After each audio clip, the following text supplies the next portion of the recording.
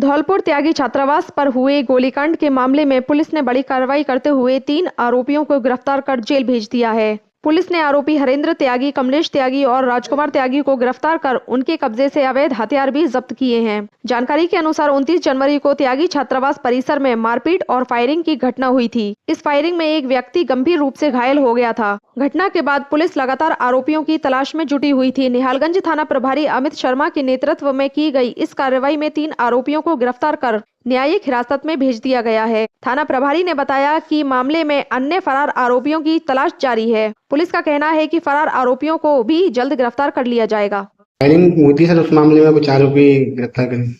हाँ जी, दिनांक 29 को यहाँ ओडेला रोड पर त्यागी छात्रावास के सामने विनोद कुमार नामक युवक के कुछ लोग व्यक्तियों द्वारा मारपीट कर गोली मार दी गई थी, जो उनकी पैर में लगी थी। इस मामले में अभी तक हमने 3 मुलजिम हरेंद्र, कमलेश और राजकुमार को गिरफ्तार किया है, जिनसे हथियार बरामद किए गए हैं और उन्हें कल जुडिशियल कस्टडी में भेजा गया है। धन्यवाद।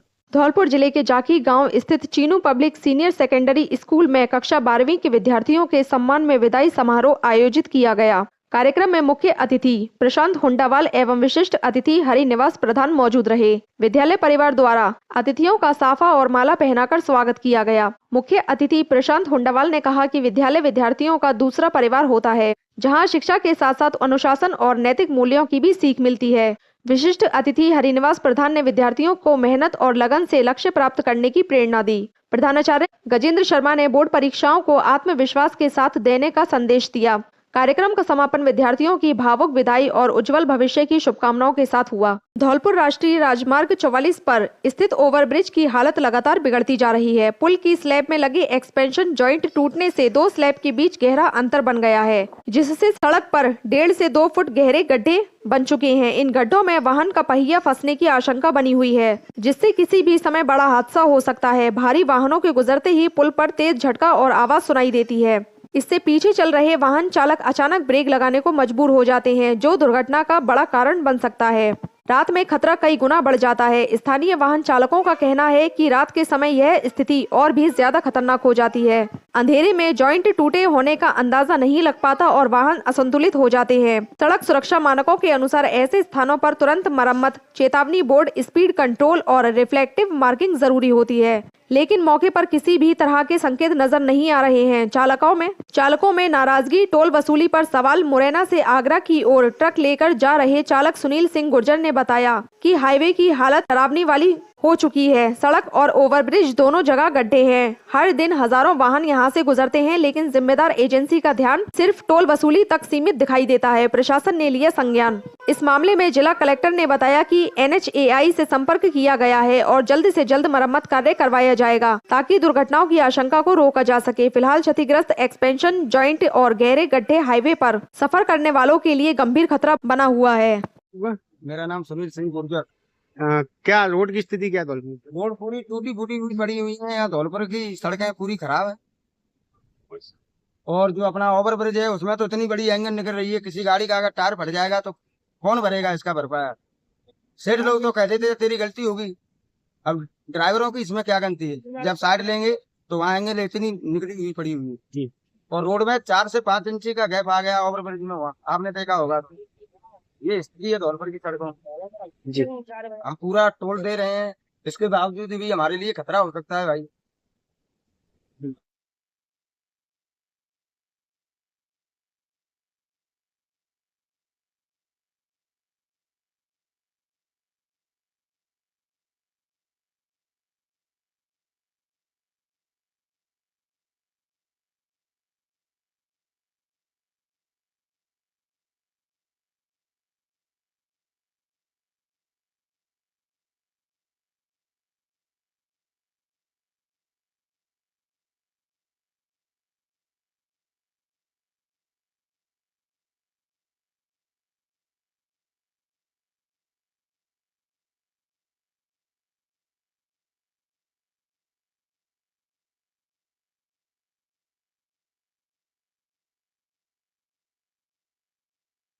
सही कह रहे हैं, ये सूचना मिला है और कई सोशल मीडिया पर भी इसको फ्लैग किया गया है। बेसिकली जो सर्विस रोड में जो हाईवे के जो नाला है उसमें कुछ सीवरेज के नगर परिषद के ड्रेनेज का पानी भी ओवरफ्लो हो रहा है, और साथ ही जो बारिश होने के कारण भी रास्ते में जल भराव है।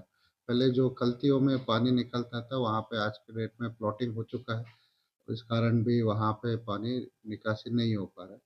पहले भी पीडी ग्वालियर से बात करके डी वाटरिंग कराया गया है, और फिर से बात करके डी वाटरिंग कराएंगे।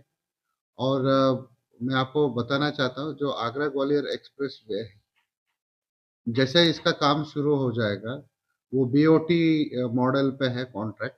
जैसे उसका काम शुरू हो जाएगा उसके साथ साथ ये जो सर्विस रोड का और पूरे जो इस सेक्शन का सिटी के जो सेक्शन जो है उसको सीसी रोड बनाने का प्रोविजन है, और उसमें ये सारे समस्या परमानेंटली समाधान होगा। और हाल फिलहाल हम लोग उसको डी वाटरिंग करके उसमें जो टेम्पररी व्यवस्था है वो करेंगे। जहाँ पर भी ऐसे इशू है वो एनएच के लोगों से बातचीत करके उसको हम सही कराएंगे।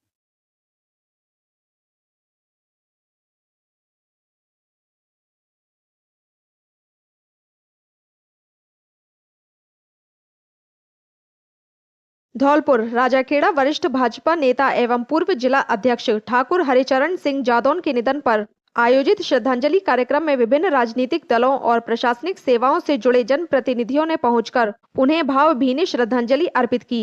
श्रद्धांजलि कार्यक्रम में पूर्व केंद्रीय मंत्री रामशंकर कठेरिया ने जादौन के चित्र पर पुष्प अर्पित करते हुए कहा कि वे सिद्धांतों के प्रति प्रतिबद्ध और संगठन के मजबूत स्तंभ थे।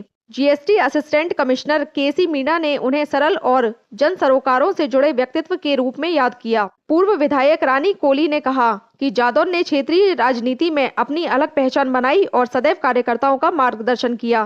टीओ धौलपुर सतीश वैश्ला, जिला परिषद के एओ गौरव सिंघल एवं पूर्व सभापति रितेश शर्मा ने भी श्रद्धा सुमन अर्पित कर उनके योगदान को स्मरण किया। झालावाड़ से प्रधान नरेंद्र झाला और राम पाटीदार ने उन्हें जननेता बताते हुए कहा कि उनका जीवन संघर्ष और समर्पण की मिसाल था। पूर्व जिला अध्यक्ष कांग्रेस दुर्गादास शास्त्री ने भी श्रद्धांजलि देते हुए कहा कि जादौन सभी दलों में सम्मानित व्यक्तित्व थे। प्रदेश सचिव धर्मेंद्र शर्मा, पूर्व ब्लॉक प्रमुख पिनाहट सुग्रीव सिंह चौहान एवं अमित मुदगल ने भी दिवंगत नेता को नमन किया। श्रद्धांजलि सभा में उपस्थित जनप्रतिनिधियों ने 2 मिनट का मौन रखकर दिवंगत आत्मा की शांति के लिए प्रार्थना की। धौलपुर अभिभाषक संघ द्वारा बार और ब्रांच की खेल प्रतियोगिताओं का शुभारंभ जिला एवं सत्र न्यायाधीश संजीव मागो के मुख्य आतिथ्य में किया गया। उद्घाटन समारोह में जिला जज संजीव मागो ने खिलाड़ियों को संबोधित करते हुए कहा कि ऐसे आयोजनों से बार और ब्रांच के बीच संबंध अधिक मजबूत और मधुर होते हैं। खेल शरीर को ऊर्जा देने के साथ साथ मानसिक विकास में भी सहायक होते हैं। इस अवसर पर अपर जिला एवं सत्र न्यायाधीश राकेश गोयल ने कहा कि अभिभाषक संघ की यह पहल सराहनीय है, जिससे अधिवक्ताओं और न्यायिक अधिकारियों एवं कर्मचारियों को खेल प्रतिभा दिखाने का अवसर मिलेगा। एमएसीटी न्यायाधीश सुश्री प्रीति नायक ने कहा कि ऐसे आयोजन प्रतिवर्ष होने चाहिए, क्योंकि इससे मानसिक तनाव से राहत मिलती है और शारीरिक क्षमता का विकास होता है। कार्यक्रम में मंचासीन अतिथियों ने खिलाड़ियों का परिचय प्राप्त कर उन्हें बेहतर प्रदर्शन के लिए शुभकामनाएं दी। अभिभाषक संघ अध्यक्ष हरिओम शर्मा ने अतिथियों का स्वागत करते हुए बताया कि जिले में पहली बार इतने बड़े स्तर पर सभी बार और ब्रांच के बीच खेल प्रतियोगिताओं का आयोजन किया जा रहा है, जिसमें अधिवक्ताओं के साथ न्यायिक अधिकारी व कर्मचारी भी उत्साहपूर्वक भाग ले रहे हैं। इस अवसर पर 100 मीटर और 200 मीटर दौड़ प्रतियोगिता आयोजित की गई, जिसका फाइनल मुकाबला 14 फरवरी को होगा। दयालबाग में आज डीईआई बोर्ड स्कूल्स और the Radhasoami urban cooperative bank limited की बाल बचत योजना का 47वां संयुक्त वार्षिक समारोह आयोजित किया गया। कार्यक्रम में प्रेम सरन सत्संगी और रानी साहिबा जी की उपस्थिति रही। शुरुआत में दयाल अनुपमा न्यारी और निमित गुप्ता ने प्रेम सरन सत्संगी को गुलाब की कली और कार्यक्रम कार्ड भेंट किया। वहीं नव्या और कीर्ति पचौरी ने रानी साहिबा जी को गुलाब की कली और कार्यक्रम कार्ड प्रस्तुत किया। इसके बाद बच्चों ने शरण गुरु आया और गुरु की कर हरदम पूजा पर नृत्य और भांगड़ा प्रस्तुत किया। बैंक अध्यक्ष गुरस्वरूप सूद ने बाल बचत योजना की जानकारी देते हुए बताया कि यह योजना बच्चों में बचत की आदत विकसित करने के लिए चलाई जा रही है। कार्यक्रम में बच्चों को प्रसाद, नाश्ता और पुरस्कार स्वरूप बैग वितरित किए गए। आयोजन का सजीव प्रसारण 580 से अधिक केंद्रों पर किया गया।